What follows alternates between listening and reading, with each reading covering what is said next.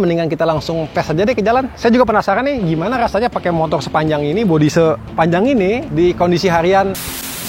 Kalau kesegel kasihan motormu. Motormu nggak butut, maaf ya. Ya Pak, silakan Pak. Oke, kita gas. Mantap banget. Karena kita cuma dipinjam sebentar dan kita kurang puas, makanya kita besoknya pinjam lagi motornya. Halo semuanya, welcome back to channel EVholic. Bagi yang belum kenal, nama saya Agan. Masih ingat kan nih teman-teman? Dengan motor listrik yang panjang, wheelbase-nya panjang, yang mirip BMW. Nah, waktu itu kita pernah kesempatan untuk nge-review motor ini tuh waktu di pameran ya. Pameran di video kita sebelumnya juga ada. Lalu kita juga dikasih kesempatan untuk test drive motor ini pada saat peresmian showroomnya di Savat Experience Center di Bintaro. Nah, sekedar reminder nih buat teman-teman yang mungkin lupa ya, karena ini udah agak lama motor ini launchingnya. Spek motor ini itu menggunakan mid drive motor yang ditransmisikan ke ban belakang melalui bed drive. Motornya berkekuatan rated 4 kW dan peaknya 14 kW. Wah, kuat banget ya teman-teman. Panjang motor ini 2040 mm. Dan wheelbase-nya itu 1525 mm. Jadi jauh lebih panjang daripada motor listrik pada umumnya. Untuk mendukung motor yang powerful ini, motor ini dibekali oleh baterai dengan tegangan 72 volt 65 ampere hour. Itu besar banget tuh teman-teman. Sehingga motor ini bisa menempuh jarak hingga 120 km dan kecepatan maksimum 120 km per jam. Nah, uniknya lagi teman-teman, untuk motor ini baterai itu menggunakan 2 buah baterai. Nah, tapi tidak seperti pada motor listrik pada umumnya yang baterainya di paralel. Kalau motor ini baterainya di seri teman-teman. Jadi ada 2 buah baterai masing-masing 36 volt sehingga jadi 72 volt 65 ampere hour. Karena motornya panjang ya, di belakang baterainya itu masih ada space kecil nih teman-teman. Ini bisa buat charger kalau teman-teman bawa charger atau jas hujan yang lumayan kecil. Tapi kalau helm mah nggak muat ya, karena space-nya lumayan kecil ini. Nih, bukanya pakai remote. Kita pencet di key fob-nya, tahan. Tuh, kebuka, kita angkat sedikit. Nah, keren nggak teman-teman?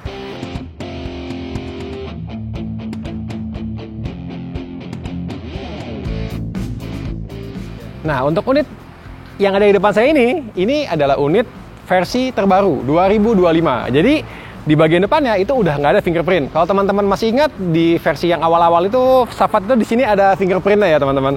Jadi untuk nyalain tuh kita harus ada key fobnya, ada fingerprintnya. Nah, itu saran dari teman-teman komunitas waktu itu, katanya fingerprint reader itu redundant karena kita udah pegang key fob, ngapain lagi kita pakai fingerprint. Nah, jadi sama Savat terakhir udah dihilangkan fingerprintnya. Kita hanya perlu bawa key fob, dekatin motor, udah bisa jalan motornya. Nah, improvement lainnya dari yang tipe 2025 ini adalah radius putar yang jauh lebih kecil dibanding yang versi awal. Nih, saya tunjukin ya teman-teman. Nih, tuh, jauh lebih banyak nikungnya. Jadi kalau untuk putar balik di tikungan itu pasti jauh lebih nyaman dibanding yang versi pertama. Nah, selain itu, selain radius putarnya juga lebih kecil, nah, di bagian charging portnya pun sekarang diberikan kunci supaya lebih aman. Sebelumnya charging portnya itu hanya hitam aja ya, cuman panel plastik kita cuman cabut doang. Nah, yang versi ini tambahin kunci biar lebih aman. Jadi untuk membukanya kita butuh kunci. Buka. Nah, di sini charging portnya teman-teman bisa lihat. Nah, uniknya lagi di motor ini kita bisa set charging powernya dari 300 watt sampai 1200 watt. Jadi buat teman-teman yang rumahnya daya PLN kecil bisa set di 300 watt. Kalau mau yang agak buru-buru bisa set di 1200 watt biar jauh lebih cepat. Di 1200 watt itu dia penuh dalam waktu sekitar 4 jam dari kosong. Jadi nggak termasuk cepat banget, nggak termasuk lama banget. Teman-teman bisa lihat di sampingnya itu ada coolant, ada tempat coolant, dan ada radiator di bawah. Kok bisa ada coolant dan radiatornya? Ya, karena motor ini itu sudah liquid cooled teman-teman. Jadi teman-teman kalau yang demen-demen nanjak, demen-demen yang medan agak ekstrim, nggak usah khawatir karena motor ini dinamonya nggak bakal overheat, kontrolernya pun nggak bakal overheat karena sudah water cooled. Nah, mantap nggak? Nah, dan untuk mendukung powertrain yang kuat seperti itu, jadi dinamonya udah water cooled, baterainya udah besar, kontrolernya kuat. Nah, transmisi dayanya dari motor ke ban belakang juga harus kuat teman-teman. Makanya di sini Savat menggunakan carbon belt dari Gates. Ini berarti bukan kaleng-kaleng ya kualitasnya ya. Jadi teman-teman nggak perlu khawatir beltnya rusak ya teman-teman. Karena meskipun rusak, kalau masih dalam jangka waktu garansi pasti bakal diganti. Dan jangan lupa, motor ini torsinya 250 Nm. Wah, gede banget loh itu. Nah, dan berhubung motor abrak nih teman-teman, dan top speed 120, nah pengeremannya harus mumpuni nih. Nah, tapi saya lihat sih ini depan belakang udah disc brake ya. Dan sistem pengeremannya udah CBS, jadi dia saling terhubung. Jadi harusnya sih sudah cukup. Nah, gimana nih teman-teman? Bodinya udah keren banget kan? Udah maco, ini udah lowrider banget dah, mirip banget BMW ya tadi. Nah, sekarang kita lihat apakah displaynya sama kerennya dengan bodinya. Yuk kita lihat langsung. Sekalian cara nyalainnya. Nah, nomor satu nih teman-teman, kalau teman-teman mau nyalain motor ini, itu harus bawa FOB-nya. Nih FOB-nya. Kalau nggak bawa FOB-nya, motornya nggak bakal mau nyala. Karena ini udah keyless semua, nggak ada tempat kunci, nggak ada apapun buat masukin kunci. Oke, setelah kita bawa FOB-nya, cuma perlu kita kantongin. Kita lihat di sebelah kanan itu ada tombol start stop. Untuk nyalakannya kita masuk ke on, lalu kita pencet start. Tahan beberapa saat sampai displaynya nyala. Jadi udah mirip motor bensin ya.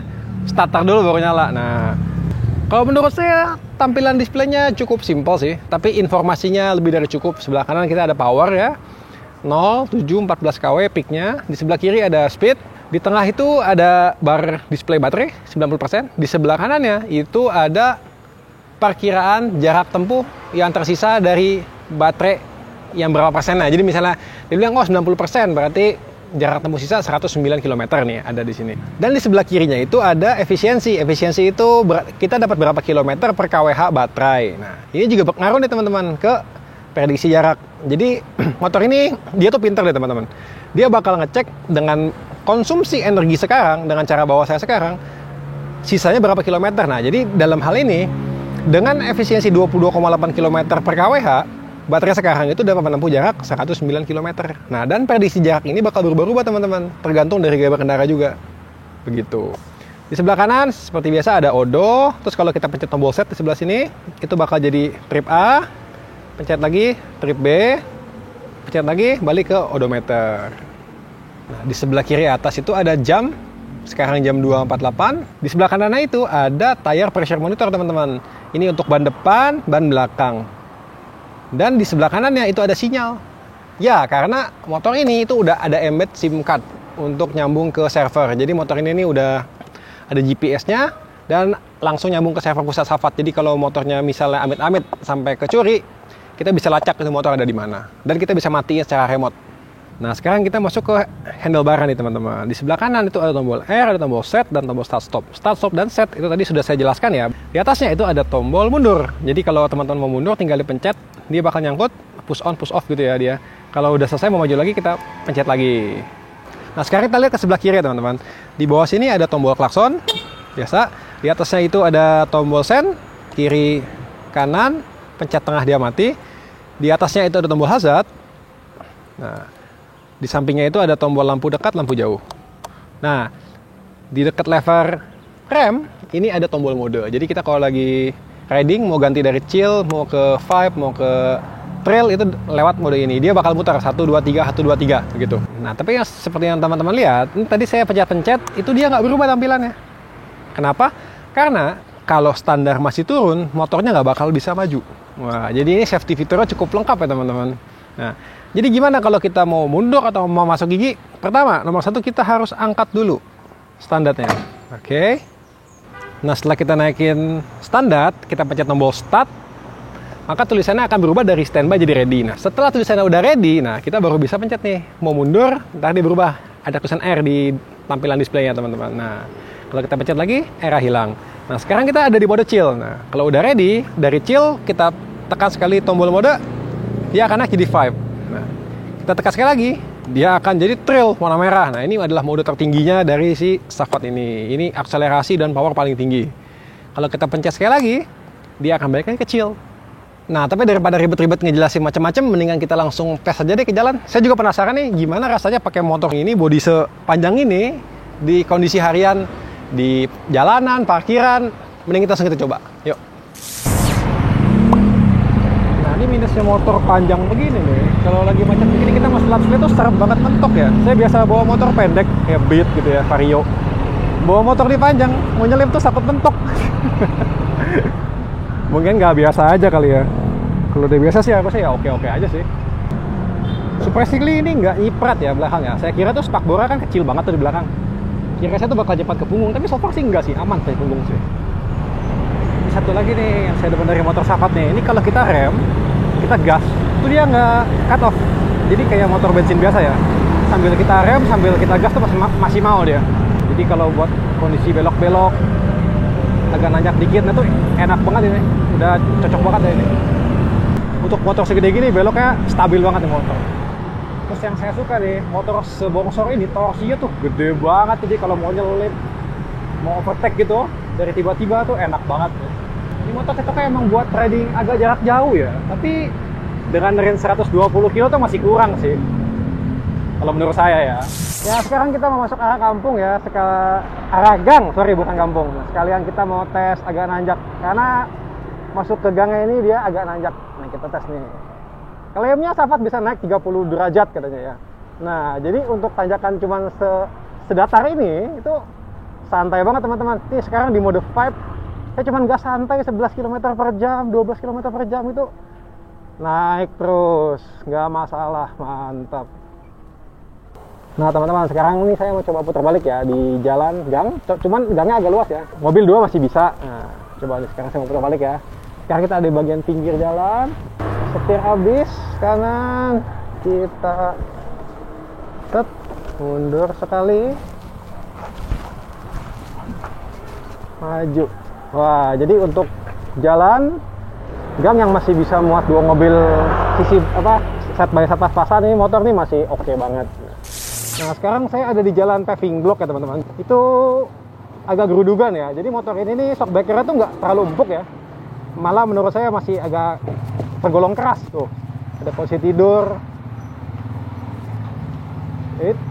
iya tuh masih tergolong keras, tapi menurut saya cukup nyaman ya, karena motor ini bobotnya 150 kg including baterai, jadi cukup berat. Dan supaya stabil mungkin ya di kecepatan tinggi, makanya shock breaker-nya dibuat agak keras ya teman-teman. Ini kerasa banget kerasnya kalau kita ngelewatin polisi tidur yang kotak-kotak kayak gini teman-teman. Tuh langsung jedak-jeduk nih. Tuh kerasa sekali. Sekarang saya mau coba parkir di parkiran stasiun. Kalau kondisi begini gimana nih, motor sepanjang gini parkir di parkiran begini. Waduh, ini lagi penuh lagi. Nah nih, aduh, nikung aja mentok nih. Nih baru dibilangin mentok. Tuh, untuk, aduh. Coba kita naik pelan-pelan nih. Saya nggak biasa bawa motor panjang begini, takut mentok punya orang. Bukan panjang ya, ini bukannya gede, dia panjang, radius putarnya lumayan kecil. Oh. Ya ini masih termasuk luas sih ini sih, masih bisa belok-belok sih. Nah lu, tuh nggak dapat, mundur dulu. Iya, navigasi. Nggak dapat ini, masih mundur dulu. Iya, nggak masuk ini mah, nggak dapat ini. Aduh, sorry Pak. Panjang banget motornya. Aduh. Bukan panjang, gede, keren. Kalau kesenggol kasihan motormu. Motormu mah butut, maaf ya. Aduh, ya Pak, silakan Pak, silakan Pak. Maaf. Aduh. Kalau begini sih kayaknya nggak cuman motor Sahabat aja yang masalah ini mah. Coba kita lihat. Wah, nggak dapat. Mundur, Om. Hah? Maju dulu, mundur. Ini kayaknya mesti mundur sih, ini nggak bisa maju sih. Mundur juga kayaknya nggak dapet.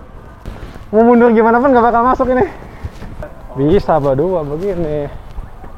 Oh, akhirnya. Nah teman-teman, di motor ini sebenarnya ada kunci stang juga ya, tapi semuanya elektrik, jadi nggak bisa kita manual pakai kunci gitu. Cara kuncinya, kita matiin mesin, kita putar ke kiri sampai habis. Kita tekan set sampai ada suaranya. Klik. Nah, itu dia ada solenoidnya, dia kunci. Jadi kunci. Nah, stangnya nggak bisa diputar. Jadi saran saya, kalau pakai motor ini, mending jangan deh. Mending jangan parkir di parkiran kayak begitu. Masuk ke menderita, keluarnya juga menderita. Masalahnya gini, kalau kita parkir motor ya wajar lah kita angkat belakangnya ya. Geser dikit itu wajar. Motor kecil juga kalau parkiran penuh kita mesti geser. Masalahnya, motor ini beratnya 150 kilo. Udah gitu panjang, jadi ngangkatnya harus kayak saya tadi. Pegang belakang, posisi agak jongkok kayak squat, agak naik gitu. Kalau nggak pasti punggung kalian kesleo.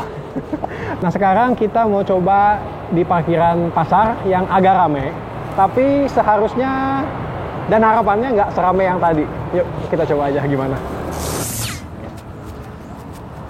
Nah ini parkirannya luas nih jalannya. Jadi nikung harusnya masuknya lumayan enak. Iya, tapi tetap nih kalau lagi penuh mah sama aja ribetnya. Dan ini lebih pendek nih teman-teman. Coba ntar lihat nih ya. Nah, itu ada mentok depan. Kalau tadi parkiran di stasiun dia pas banget sama garis kuningnya, di sini nongol, lihat. Depan udah mentok. Belakangnya nongol, lumayan jauh. Sekarang saya pengen coba tes tarikan sama top speednya nih motor. Enaknya nih kalau jalan kosong begini. Oke, sekarang kita ganti dulu modenya ke trail. Oke, kita gas. Wuh, mantap banget. Wuh. Speednya dapat di 100 km per jam. Speednya dapat di 100 km per jam, habis itu nggak mau naik lagi. Mungkin karena anginnya terlalu kenceng atau baterainya nggak penuh. Saya nggak tahu ya teman-teman, tapi barusan saya gaspol itu mentok di speednya 100 bulat. Karena kita cuma dipinjam sebentar dan kita kurang puas, makanya kita besoknya pinjam lagi motornya. Dan ternyata kita dikasih. Tipenya persis sama, S1P Insignia, tapi warna silver, seperti ini. Mau tahu gimana keseruannya? Saksikan terus hanya di Viholic. Kita ada di showroom Safat, di Jalan Veteran, itu di daerah mana? Jaksel ya, di daerah Jaksel Bintaro nih. Kita baru dapat unit motor yang barunya. Sekarang kita pakai mode chill aja karena jalannya jalan kota, nggak usah ngebut-ngebut, kita pakai chill. Nah, dan surprisingly chill itu rasanya enak banget nih di jalan. Dan motornya tuh stabil banget. Teman-teman, yang saya notice lagi nih dari Safat nih, ini posisi klakson, posisi start stop dan tombol lainnya tuh menurut saya cukup ergonomis ya. Itu pas banget ya, semua terjangkau dari tangan. Cuman satu posisi yang saya nggak suka dari stang di Safat ini, yaitu mode selektornya. Itu deket banget sama rem, jadi kalau tangan kita deket sama mode selektor ini, ketika kita pencet rem, kayak begini misalnya nih, itu kadang-kadang kepencet. Ya, tapi mungkin itu hanya masalah di kebiasaan saya aja sih. Oh, sama satu lagi yang saya suka dari motor Safat ini ya, itu dia tuh nggak terlalu silent, nggak kayak motor listrik yang pakai hub. Karena dia pakai mid drive, dia pakai belt dan ada reduction gear ya. Itu kalau kita gas tuh ada suara-suara gigi ya, nging gitu. Saya suka motor listrik, tapi saya nggak suka yang terlalu silent. Nah, di motor Safat ini, itu suaranya tuh nggak kayak dibuat-buat, bukan pakai speaker, bukan pakai apa ya. Jadi menurut saya nih pas banget deh. Itu ada suara gearbox sama suara belt, itu kalau teman-teman bisa dengar tuh, tiap kali kita gas tuh ada nging. Oke, sekarang kita udah sampai di Jalan Jelupang ya. Nanti kita nembus-nembusnya di Resident One di BSD. Oke, dari Resident One nanti kita keluar lurus dikit BSD Plaza, kiri, terus kanan sampai demarkasi Viholic. Ya, kita lihat. Oke, kita sudah sampai di markasi Viholic. Dari Safat Experience Center, kita ambil motor ini jaraknya sekitar 24 km ya. Kita start baterai di sekitar 91%.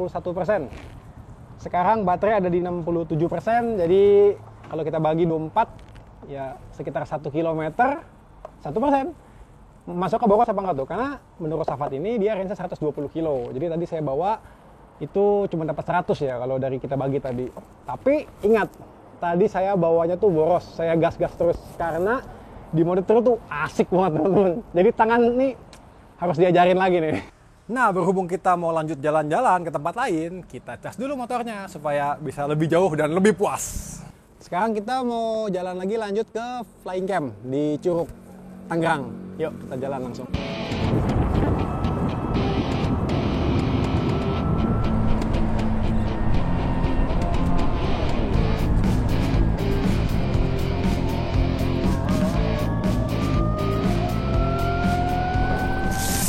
Tuh tadi di BSD tuh 80 km nggak kerasa sama sekali tuh. Pokoknya gas sudah mentok aja. Ini di Tangerang ini jalannya semen, dicor rata, tapi tuh ajluk-ajlukan. Pakai motor ini dia kalau misalnya gejulukannya kasar tuh keredam ya, tapi kalau gejulukannya agak besar gitu, tuh semuanya kerasa, jadi kayak ajluk. Lumayan enak rasanya.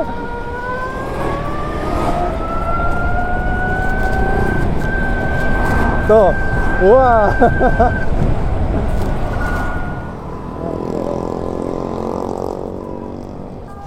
Kita sudah sampai di Flycam. Katanya di depan sebelah kanan tuh Flycam udah sampai. Ini kita ada di lapangan udara ya sebenarnya ya. Jadi di depan tuh ada sekolah penerbangan juga kalau nggak salah. Iya. Wah, nggak nyangka ya di Tangerang masih ada tempat yang adem kayak begini. Kita santai dulu deh di sini sebentar. Terus jalan lagi deh. Sekarang kita jalan balik ke markas Civiholic. Oke. Test speed.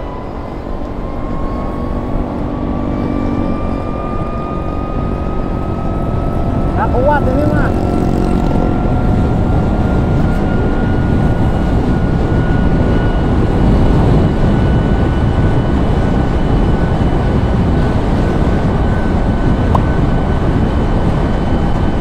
Nggak bisa di limit, cepet juga larinya.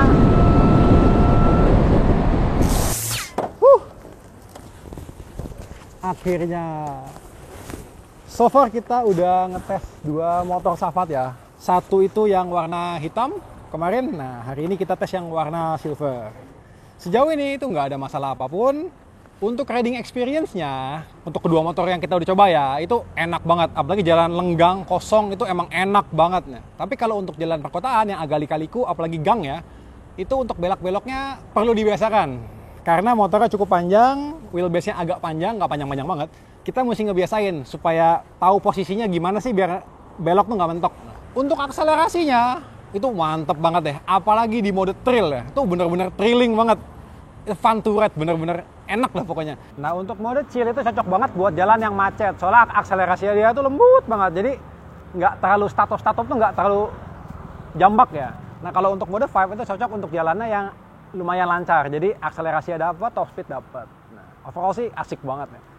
Untuk top speednya tadi saya udah coba gas ya. Gaspol di jalan kosong, di baterai di sekitar 55-56%. Itu kita dapat speed di atas 100 km per jam. Tapi 100 kecil ya, bukan 100 besar ya.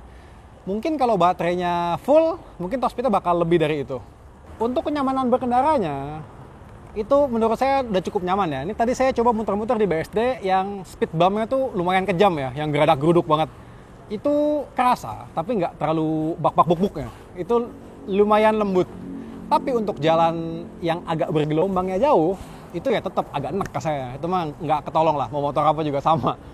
Untuk build quality, motor ini tuh nggak kaleng-kaleng ya. Ini nggak ada yang kendor-kendor. Untuk kestabilan ya motor ini stabil banget ya teman-teman. Tadi kita coba jalan-jalan di kelak-kelok, nyelip, putar balik. Itu stabil selama kalian jaga tekanan bannya dengan benar. Tapi ada hal yang saya kurang suka dari motor ini, yaitu kalau lagi belok putar balik di tempat sempit dan parkir di parkiran yang rame. Tadi kita dicoba ya, parkir di tempat yang lumayan sempit ya. Itu pada saat kita mau parkir, motor itu kan harus diangkat ya. Pantatnya kalau yang posisinya agak canggung. Motor ini, itu udah panjang, terus berat. Jadi ngangkatnya tuh mesti sepenuh hati.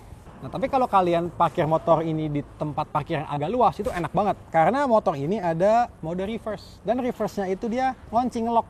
Jadi kalau kita mau mundur, mau manuver tuh enak banget. Nggak harus kita tahan sambil gas, kadang-kadang kita noleh ke copot airnya. Enak banget motor ini. Dan so far saya ada 2 saran buat tim Savat yang butuh dilakukan untuk improve motor ini. Yang pertama adalah port charger. Tolong ini flapnya diganti jadi kayak ada engselnya gitu. Jadi supaya pada saat kita mau ngecas, saya nggak usah copot flapnya tuh kita harus taruh di mana. Itu kadang-kadang bingung naruhnya di mana. Jadi saran saya tuh dibuat engsel biar kebuka, kita bisa colok. Itu nomor 1. Dan yang kedua, di bagian displaynya untuk mode 5 itu kurang kebaca. Apalagi kalau mataharinya terik ya. Mungkin karena backgroundnya abu-abu, terus bar yang naik turunnya itu warnanya hitam keabu-abuan. Itu kalau cuacanya mendung bisa dibaca, tapi kalau terik itu nggak kebaca sama sekali. Itu aja sih dari saya. Nah, gimana nih menurut teman-teman? Worth it nggak motor dengan harga 56.800.000 on the road di Jabodetabek dengan fitur dan kenyamanan seperti ini? Komen di bawah ya. Dan jangan lupa subscribe, like, dan share. Sampai jumpa di episode FP Holic berikutnya.